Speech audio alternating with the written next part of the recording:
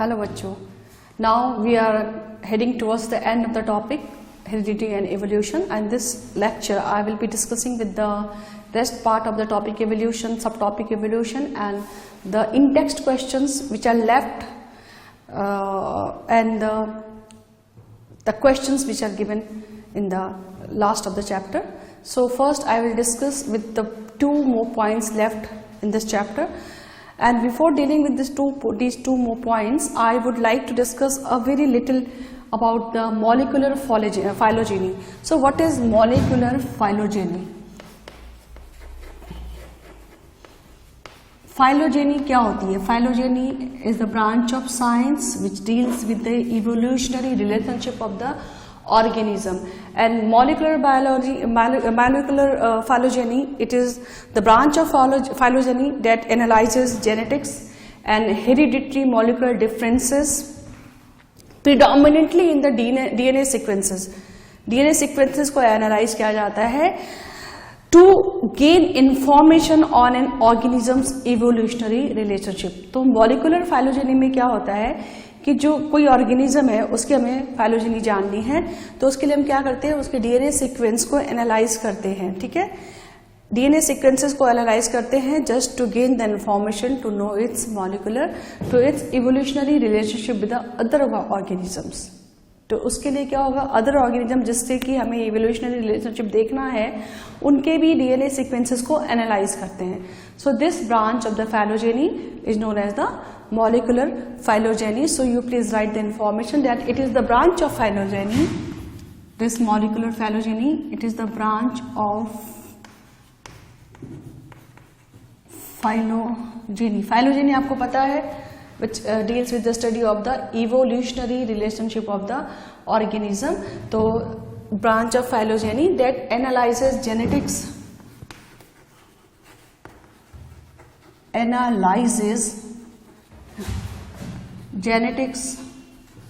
or and hereditary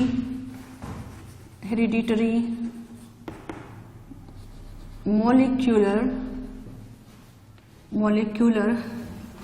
differences predominantly in DNA sequences. Differences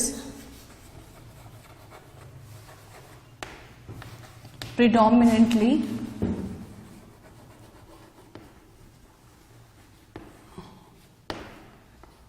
in DNA sequences.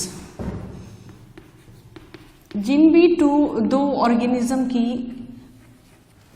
Evolutionary relationship देखना है तो उनके DNA sequences के difference को एनालाइज किया जाता है. ठीक है, to gain information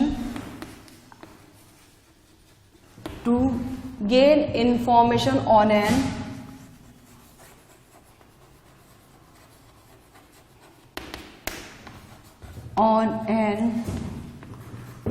organism's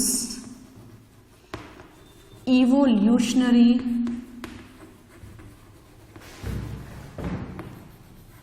relationships, right?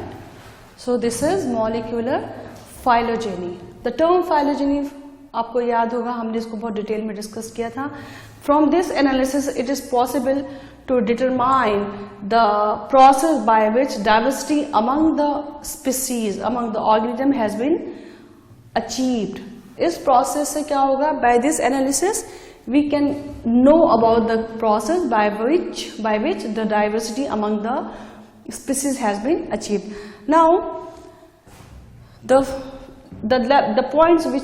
two points which are left is, first is that evolution should not be equated with the progress. In your NCERT book, that evolution should not be equated with progress. इसका मतलब क्या हुआ, हम जब evolution के बारे में पढ़ते तो हमें ऐसे लगता है पढ़ने के दौरान कि किसी भी ऑर्गेनिज्म में इवोल्यूशन में प्रोग्रेस हुआ है. मीन्स इवोल्यूशन में जनरली हमें ये समझ में आता है कि सिंपल बॉडी फॉर्म से जो है कॉम्प्लेक्स बॉडी फॉर्म हो रहा है. सिंपल बॉडी ऑर्गेनिज्म से किसी इंडिविजुअल का complex body organism body structure form हो रहा है किसी दूसरे इंडिविजुअल का। तो इस तरीके से अगर सिंपल से कोई कॉम्प्लेक्स स्ट्रक्चर फॉर्म होता है तो उसको क्या कहते हैं, प्रोग्रेसिव कहा जाता है। लेकिन evolution exactly doesn't mean this. Evolution का मतलब ये नहीं होता है कि कोई सिंपल फॉर्म से कोई कॉम्प्लेक्स फॉर्म हो रहा है तो वो इवोल्यूशन हो रहा है। इवोल्यूशन मतलब कि जस्ट आप मतलब just due according to the requirement of the body, किसी ऑर्गेनिज्म के requirement of the body, just according to the environmental condition, जो प्रिवेलिंग एनवायरमेंटल कंडीशन होती है, और उस प्रिवेलिंग एनवायरमेंटल कंडीशन में अगर किसी ऑर्गेनिज्म को सर्वाइव करना है या किसी ऑर्गेनिज्म किसी स्पीसीज को अपने दूसरे जो नेक्स्ट कमिंग जनरेशन है उनको सर्वाइव कराना है, तो क्या करेंगे, they will bring about some change in their body. ये चेंज इस तरीके से भी हो सकता है कि सिंपल बॉडी फॉर्म है तो वो कॉम्प्लेक्स बॉडी फॉर्म करेंगे, कोई नया कैरेक्टर वो अपने बॉडी में चेंज लाएंगे, कोई नया कैरेक्टर इंक्लूड करेंगे, या फिर कुछ ऐसा भी हो सकता है कि अपनी बॉडी में से किसी कैरेक्टर को एलिमिनेट कर देंगे, डिजेनरेट कर देंगे। तो सिंपल बॉडी फॉर्म से कॉम्प्लेक्स बॉडी फॉर्म भी फॉर्म हो सकता है, या फिर कॉम्प्लेक्स बॉडी फॉर्म से सिंपलर बॉडी फॉर्म भी हो सकता है। इवोल्यूशन पढ़ते समय हमें यही लगता है कि the formation of human being, we the human beings, we are the pinnacle of evolution. No, we are not the pinnacle of evolution. ठीक है, we are simply yet the another species in the teeming spectrum of evolving life. ये नहीं है कि हमारे ऊपर आकर के evolution खत्म हो गया, हम human being फॉर्म हो गए इसका मतलब कि evolution is complete. No, we are just like the another species. Evolution throughout the course of the evolution, जितने भी स्पीशीज के बारे में हम पढ़ेंगे in higher classes, you will read study this in very detail, तो you will come across many species. तो जितनी भी स्पीशीज के बारे में हम उसमें देख रहे हैं उसी तरह से हम भी एक स्पीशीज की तरह उसमें काउंट किए जाएंगे। We are not the pinnacle of the evolution, please keep it in mind, right? So we the human being, we are the simply yet the another species in the teeming spectrum of evolving life. तो progress जो evolution होता है ये दो तरीके से हो सकता है। इवोल्यूशन इस बेसिस पे, क्योंकि सिंपल लाइफ फॉर्म से कॉम्प्लेक्स बॉडी फॉर्म भी हो सकती है, लाइफ फॉर्म हो सकता है, या कॉम्प्लेक्स लाइफ फॉर्म से सिंपल लाइफ फॉर्म भी फॉर्म हो सकता है। तो on this basis evolution is of two type. Evolution जो है ये दो तरीके का हो सकता है। Let's see what are those two types. First is progressive evolution and the second is retrogressive evolution. Progressive evolution and second is retrogressive evolution.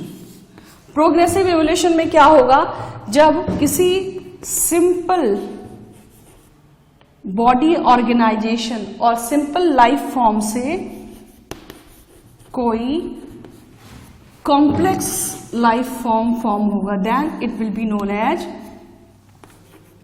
Progressive evolution. ठीक है, फॉर एग्जाम्पल हमने प्लांट किंगडम में आपने देखा होगा कि जो प्रिमिटिव प्लांट होते हैं, जो सिंपलेस्ट प्लांट प्लांट टाइप होती है, that is Thallophyta. Thallophyta also known, it includes algae, right. तो एल्गी से इवॉल्व होता है ब्रायोफाइटा, ब्रायोफाइटा से इवॉल्व होता है टेरिडोफाइटा। मैं इनिशियल लिख रही हूं यहाँ पे, B stands for Bryophyta, P stands for Pteridophyta, and then gymnosperm evolve होता है और जिम्नोस्पर्म से एंजियोस्पर्म इवॉल्व होता है। तो सिंपल लाइफ फॉर्म से जो क्या है कॉम्प्लेक्स लाइफ फॉर्म इवॉल्व हो रहा है। This is the example of progressive evolution. Retrogressive evolution में क्या होता है, कॉम्प्लेक्स लाइफ फॉर्म से simple life forms will evolve. ठीक है, तो for example in present day, in present situation, the monocot plants are considered as the most evolved plant, though yet they contain the herbaceous stem, they contain the herbaceous body, whereas the dicot plants they contains the woody plants. तो आप देख रहे हो कि complex form किसका है, dicot plant का है, और डाइकॉट प्लांट से क्या इवॉल्व होते हैं? Monocot plants. So this is the example of retrogressive evolution. Dicot क्या है? It consists of woody plants, whereas monocot they consist of the herbaceous plants. And the last point of this topic is human evolution.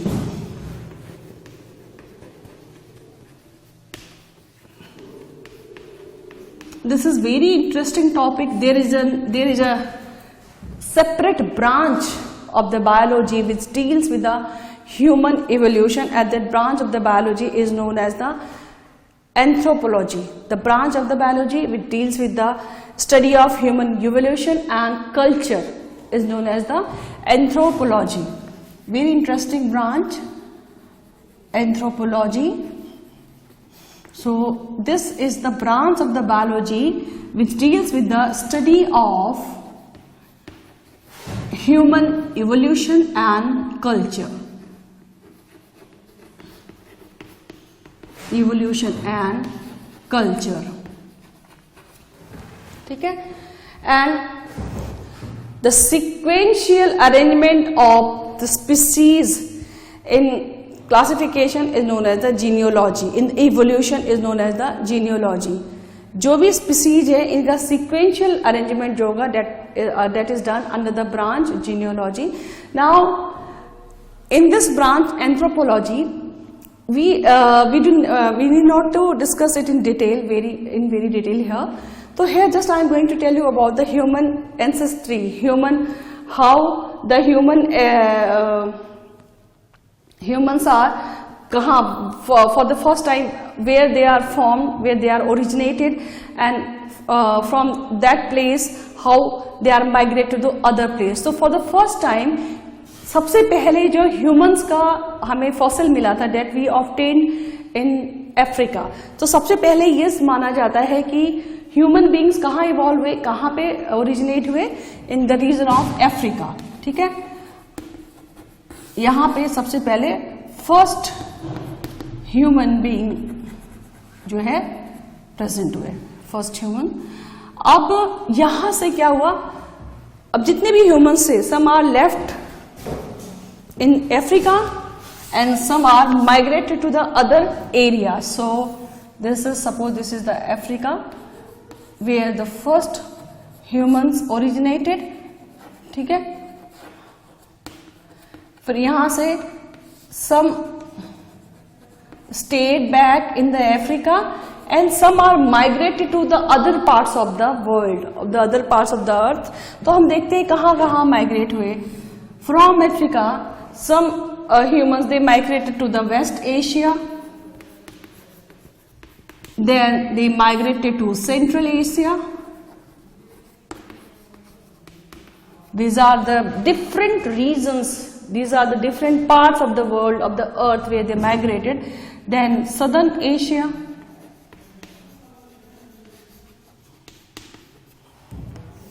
अच्छा जितने भी human beings थे, जितने भी human species होते हैं, they all are originated from a common species, present day species. I am talking about the present day species. अभी human ancestry में देखेंगे कि जो present day human species है, this is considered as the most advanced human species, that is the Homo sapiens. And right now I am discussing about this Homo sapiens. So around 2000 years ago, they are migrated from Africa, they are migrated to different parts of the world. So South Asia से फिर they migrated to the East Asia. Then they migrated to Philippines. तो हम यहाँ कह सकते हैं कि there are the organisms, some stayed in Africa and others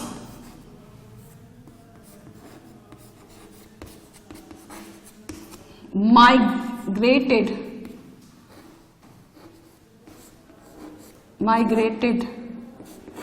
to different parts of the world. The other humans they migrated to different parts of the world. Philippines में migrate हुए, then they migrated to Indonesia, then they migrated to Australia, and they also migrated to the Bering Land of Bering land bridge of America, Bering land bridge of America. So आप देख रहे हो कि इस तरीके से Africa में originate हुए पहले human beings, modern day human beings, Homo sapiens, then they migrated to different parts of the world. Now how they are differentiated on the basis of the skin colour, on the basis of their eye colour, but this is not the ये नहीं था कि इस basis पे we can classify them into different types of the human beings. We all were all human beings were homo sapiens. कुछ some human beings were of dark color, कुछ yellow color के थे, कुछ pink color के थे, skin complexion. So this was there's some different variations of the human beings were there. Now human ancestry. At the last of the topic, let's see human ancestry.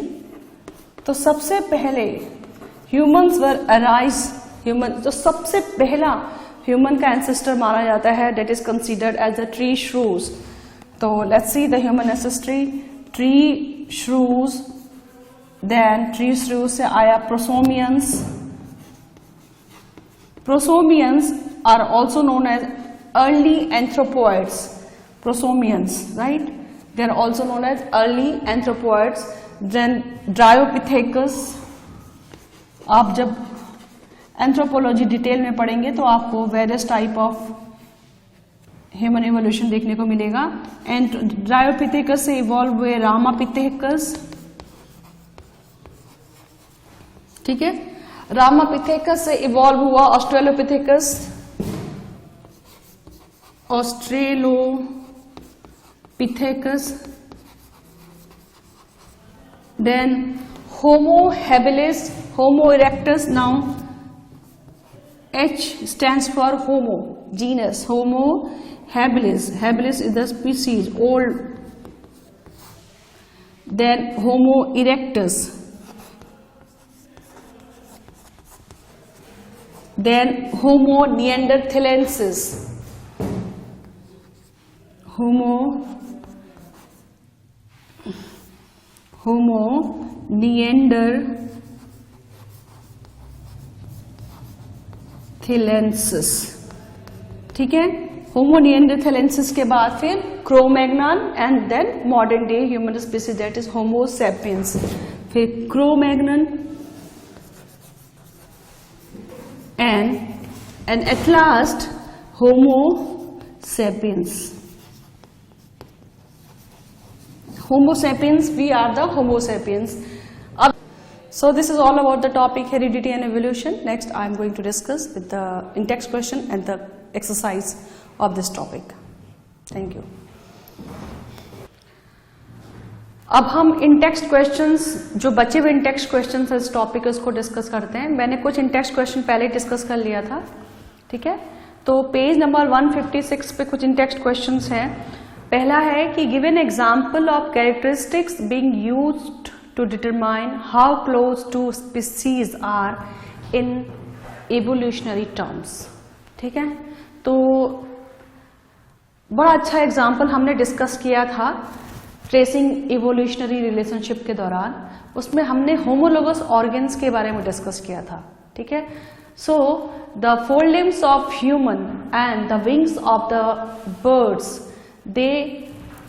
they shows the closeness between the species because their basic design, their basic structure is similar.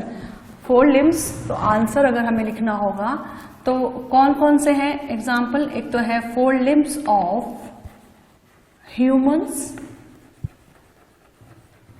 And wings of birds, they show closeness between the two, they show closeness between them because their basic structures are similar. Basic structure जो है similar होती है, basic structure is similar.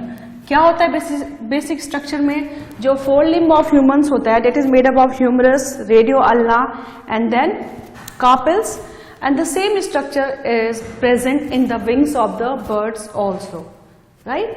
So such type of structure where the basic structure is similar, ठीक है, basic structure similar रहेगा but the function is different.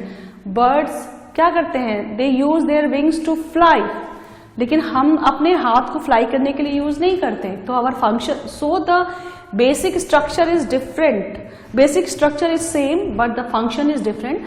So such type of organ where the basic structure is similar but function जो है they are different, ठीक है, functions क्या है, different है, different. So such type of structures known as homologous organs, homologous structures, or such type of organisms are known as homologous organisms. और so ऐसा structure जिनमें कि basic structure, basic design similar होगी but उसका function different होगा, such structures are known as the homologous organs or the homologous structures. So this is the answer of this question. Next question is, can the wing of a butterfly and the wing of a bat be considered homologous organ? Why or why not? मैंने आपको बताया ये जो homologous organ होता है, homologous structures or homologous organs, they are very useful in study of, very useful in the study of evolutionary studies, evolutionary relationship, right? अब यहां पे ये बोल रहे हैं कि can the wing of a butterfly and the wing of a bat be considered homologous organs? No. क्यों? क्योंकि जो the basic structure, the basic design of the wing of the butterfly and the wing of the bat is totally different. So क्या होगा answer? No, they cannot be homologous organ because the basic design of or the basic structure of wing of butterfly and wing of bat is different, though they perform similar function, though they perform similar function. तो ऐसे organs जो कि जिनका basic structure different होगा लेकिन वो similar function perform करते हैं, सच स्ट्रक्चर्स और the such organs are known as the analogous organs. So ये क्या होंगे? These are the analogous organs. तो ये wings of butterfly and the wings of bats, they are the example of analogous organs.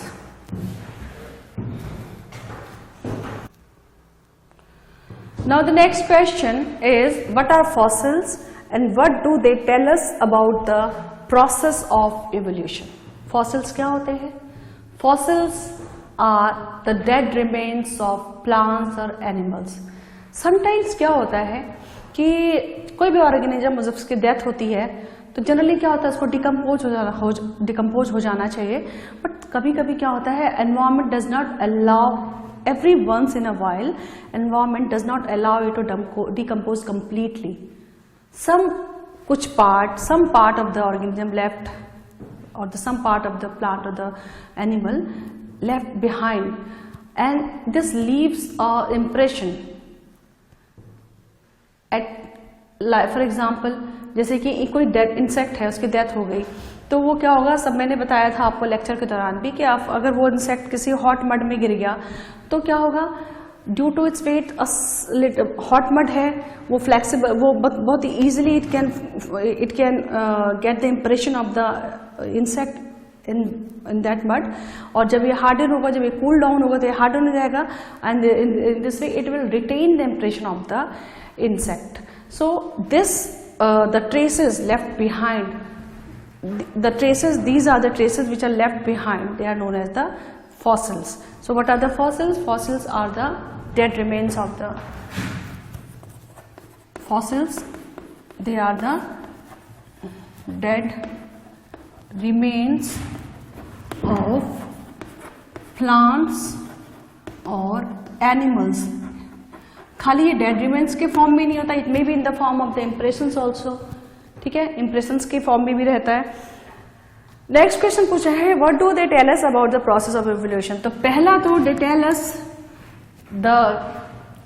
Us about the evolutionary relationship between the different organisms. तो they tell us about the evolutionary relationship between different organisms. दूसरा क्या होता है, जब हम fossil study के लिए जब हम किसी रॉक सरफेस को, किसी भी ग्राउंड सरफेस को डेकिंग करते हैं, तो सबसे ऊपर के स्टेटा पे जो हमें ऑर्गेनिजम्स मिलते हैं they are of complex type, और एकदम बॉटम में जैसे हमने लेक्चर में देखा है, आप लेक्चर देखिएगा आपको वहां पे पूरा फिगर के साथ डिटेल में दिखेगा कि एकदम बॉटम पे सी बेड पे जो हमें फॉसिल्स मिले they were a very simple type, simplest type of the organisms we got from the surface of the from the seabed, from the bottom layer of the earth. ठीक है, लेकिन जैसे जैसे हम टॉप स्ट्रेटा पे जाते गए हमें क्या हुआ, कॉम्प्लेक्स ऑर्गेनिज्म मिले. जो भी फॉसिल्स मिले those fossils were of the complex organism. तो in this geographical succession it proves the concept of evolution. ठीक है, तो ये जो जियोग्राफिकल सक्सेशन था it proves the concept of evolution. मतलब क्या था, कंसेप्ट ऑफ इवोल्यूशन क्या था कि लाइफ फॉर्म इवॉल्व होता है. The life form evolves from the simple organism to the complex life form. So this geographical succession proves the concept of evolution, that the life evolved from the today present day complex organisms are evolved from the simple life forms. Simple life form से क्या होता है, complex life form evolve होते हैं. लेकिन आप फिर से ध्यान रखिए कि evolution दो तरीके का होता है, प्रोग्रेसिव एंड रेट्रोग्रेसिव. सिंपल से life complex life form evolve होता है और कॉम्प्लेक्स लाइफ फॉर्म से सिंपल लाइफ फॉर्म भी इवॉल्व होता है. इवोल्यूशन का मतलब हमेशा प्रोग्रेस नहीं होता, ये बात आप ध्यान रखेंगे. So this is the question.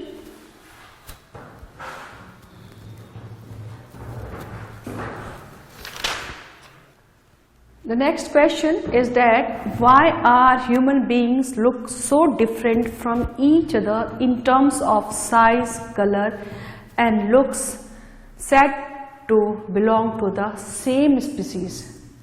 मतलब एक ही स्पीसीज को बिलोंग करते हुए फिर भी ह्यूमंस इतने ज़्यादा डिफरेंट क्यों दिखते हैं, क्यों होते हैं. मैंने बताया कि for the first time humans originated in the region of Africa में ओरिजिनेट हुए. ठीक है, और यहाँ से कुछ जो है some humans they left behind, they stayed back in Africa and spread all along its continents. सब जगह पे ये ह्यूमंस जो हैं अफ्रीकन कॉन्टिनेंट में स्प्रेड हो गए. उसके अलावा the rest of the other humans they migrated to different parts. They migrated to West Asia, they migrated to Central Asia, they migrated to East Asia, they migrated to American regions. मैं पूरा नाम नहीं लिख रही हूँ, आप समझ जाइएगा. They migrated to Philippines, they migrated to Indonesia, they migrated to Australia, so many regions they migrated. ठीक है, अब क्या होता है, human species, the organisms belonging to same species, they have the ability to interbreed. तो यानी कि human species आपस में इंटरब्रीड करते हैं. ठीक है, और इंटरब्रीड करने के बाद दे प्रोड्यूस फर्टाइल ऑफस्प्रिंग. तो पहली बात तो आप ये ध्यान रखें कि जो ह्यूमंस होते हैं, ह्यूमंस दे इंटरब्रीड, आपस में इंटरब्रीड करेंगे एंड प्रोड्यूस फर्टाइल ऑफस्प्रिंग. एक ही स्पीसीज की दो आपस में स्पीसीज को कैसे डिफाइन करते हैं? बायोलॉजिकल क्लासिफिकेशन में आपने पढ़ा है स्पीसीज जो टेक्सोनॉमिक कैटेगरी है इसको कैसे डिफाइन कर सकते हैं? The organisms belonging to same species they have the ability to interbreed. तो ह्यूमन स्पीसीज में एक तो ये क्वालिटी ये तो है ही है कि they interbreed and they will produce fertile offspring. Fertile offspring का मतलब क्या होता है? Their offspring will continue the process of reproduction later. अब क्या हो रहा है कि डिफरेंट जियोग्राफिकल रीजन में ये क्या हो रहे हैं? माइग्रेट हो रहे हैं। तो हर जियोग्राफिकल रीजन के कुछ स्पेसिफिक क्या होते हैं? जियोग्राफिकल फीचर्स होते हैं। Geographical there are specific features to different geographical regions. जैसे चाइना रीजन जहां आपने देखा है, China, Mongolia, Japan, South Korea, North Korea, ये सारे जो रीजन्स हैं आपस में आसपास है एकदम। उन रीजन के लोगों का आपने देखा स्पेसिफिक फीचर होता है, मंगोलियन लुक होता है, छोटी छोटी आंखें होती हैं, चिंकी सी आंखें होती हैं, होता है ना, फ्लफी थोड़ा फेस होता है। तो डिफरेंट रीजन में due to geographical regions, due to geographical distribution some specific features are developed. अब हर यहाँ पे कुछ स्पेसिफिक फीचर्स होंगे जो यहाँ पे जो लोग रह रहे हैं, जैसे कि ब्रिटेन, रसिया, उस साइड में जो लोग रहते हैं, यूरोपियन कंट्रीज में they are very fair, extremely fair, the different colours of hair are there, है ना। हम ह्यूमन बीइंग, हम इंडियंस जो होते हैं, we have slightly different colour, we have brown skin, we have brown black hair, black is brown hair. So due to different geographical regions specific features are developed in the human beings. अब क्या हो रहा है? Belonging to that reason, अब ये आपस में भी क्या होता है? दे मूव्स बैकवर्ड टू फॉरवर्ड्स। अब ये ह्यूमन बीइंग यहाँ से भी यहाँ भी जा सकते हैं, यहाँ से वापस यहाँ भी आ सकते हैं, सेंट्रल एशिया से अफ्रीका भी आ सकते हैं, और आपस में दे कैन इंटरब्रीड, क्योंकि ये ह्यूमन स्पीसीज तो सेम है, सेम स्पीसीज है, तो they have the ability to interbreed. तो इससे क्या होता है? पहले तो ड्यू to different geographical regions, different geographical regions में क्या होगा? In different the humans belonging to different geographical regions, they will develop, they will generate variation, ठीक है। humans belonging to different geographical regions, they will develop genetic variation to become differently colored, to become adapt to that atmosphere. तो geographical regions, human species of different geographical regions क्या करेंगे? They will you can write ancestors of human species of different geographical regions, they will develop genetic variation, genetic variations develop करेंगे, है ना, और to become differently colored with specific features, ठीक है, to become differently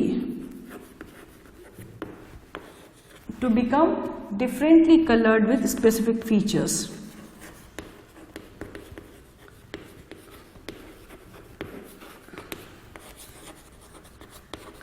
तो ये genetic variation, हर जगह genetic variation produce हुआ, हर जगह जेनेटिक वेरिएशन प्रोड्यूस हुआ। अब आपस में जब ये इंटरमिक्स करते हैं, इंटरब्रीड करेंगे, अगेन जीन ट्रांसफर होगा, जीन ट्रांसफर होगा तो दे will produce new variety of the human species, again new type of human, आपको वेरियस लुक्स के ह्यूमन स्पीसीज दिखेंगे। आपस में भी इंटरब्रीड करेंगे तो भी कभी कभी क्या होता है? वेरिएशन प्रोड्यूस होता है, ठीक है, सेक्सुअल रिप्रोडक्शन में ही वेरिएशन प्रोड्यूस होता है। और अगर दो डिफरेंट जियोग्राफिकल रीजन के ह्यूमंस आपस में इंटरब्रीड करेंगे तो क्या होगा? They will produce different varieties of the human beings, right, different human species. So why are human being look so different? क्यों? क्योंकि हर रीजन के जियोग्राफिकल रीजन, हर रीजन जियोग्राफिकल रीजन के ह्यूमन बीइंग्स आपस में कुछ जेनेटिक, उनके जो एंसेस्टर्स है उन्होंने कुछ जेनेटिक वेरिएशंस डेवलप किए थे। और एक तो वो हो गया रीजन, दूसरा जब आपस में डिफरेंट रीजन्स के ह्यूमन बीइंग्स इंटरब्रीड करेंगे तो वो फिर और वेरिएशंस प्रोड्यूस करेंगे, राइट। तो दिस इज, और वो variation in terms, that variation may be in terms of the size, either the, जैसे कोल्डर रीजन में क्या होता है, the people are generally of longer size, they are taller in size. Colder, the people of the colder region, they are fair, they have the fair skin, right? Color, they have the fair skin and looks, very sharp looks. The peoples who are living in the colder region, they have the sharp looks. So, इसी तरीके से geographical region के हिसाब से भी क्या होता है, there are many variations present in the human beings. Next question, in evolutionary terms, can we say which among bacteria, spiders, fish and chimpanzees have a better body designs? Why or why not? कैसे कह सकते हैं हम, आप बताइए. मैंने बताया था कि evolution does not be equated with the progress. evolution को progress से associate नहीं कर सकते. evolution दो तरीके का होता है, progressive भी होता है और retrogressive भी होता है. तो there is no real progress in the idea of evolution. There is no real progress in the idea of evolution. लेकिन एक बात जरूर है कि evolution में क्या होता है, generally not always, simple life form से, simple body form से complex body form हो रहा होता है, ठीक है. It doesn't mean कि the organisms having simple body forms, they are inefficient to survive in any environment. No. So that is why मैंने बताया there are two types of the evolution. तो evolution है क्या basically? It is simply the generation of variation, generation of diversity by environmental selection. तो evolution क्या है? Evolution is simply the generation of diversity by environmental selection.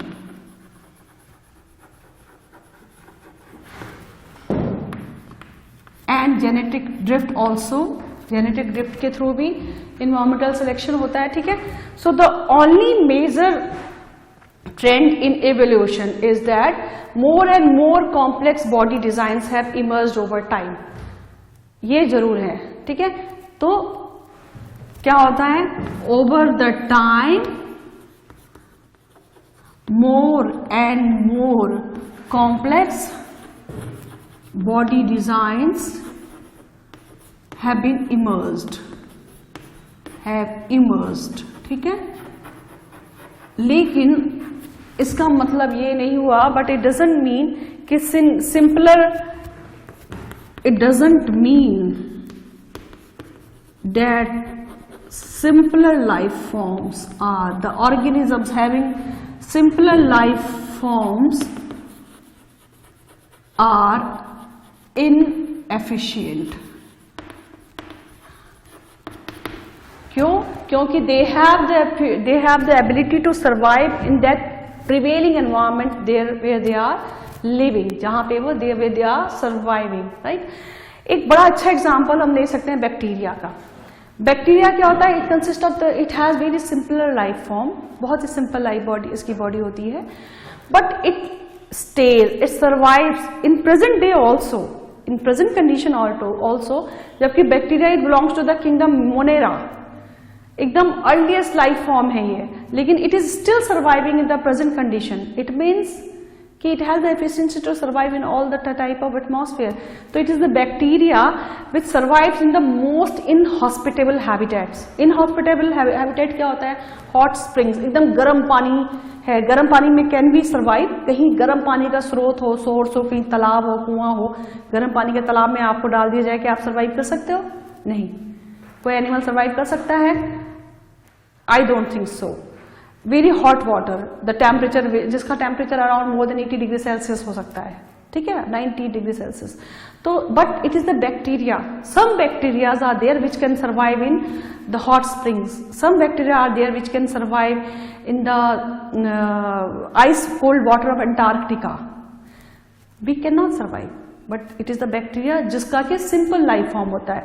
तो आप लिख सकते हो कि एक एग्जाम्पल आप बैक्टीरिया का लो कि बैक्टीरिया जो होता है it can survive in the most inhospitable habitat, जैसे कि hot springs of waters, hot springs of sulfur, hot pools of sulfur and ice cold water of Antarctica। तो हम ये कह सकते हैं कि इनमें से हम किसी को ये नहीं कह सकते कि सिर्फ इसका चाहे बैक्टीरिया है या स्पाइडर है या फिश है या चिंपैंजी है, they have the better body design. इन सबकी जो बॉडी डिजाइन है, it is according to their requirement to survive in that prevailing environment where they are surviving. ठीक है, तो in that prevailing environment, so we can say that human is not the pinnacle of evolution. इसको समझते हुए हम क्या कहेंगे कि human is not the pinnacle of evolution. Human जो है, it is just like the other organism, just like the other species in the teeming spectrum of evolution of life, evolving life. It is just like other species in the teeming spectrum of life, right? So this is all about the in-text question. Next, I will discuss the exercise of this chapter.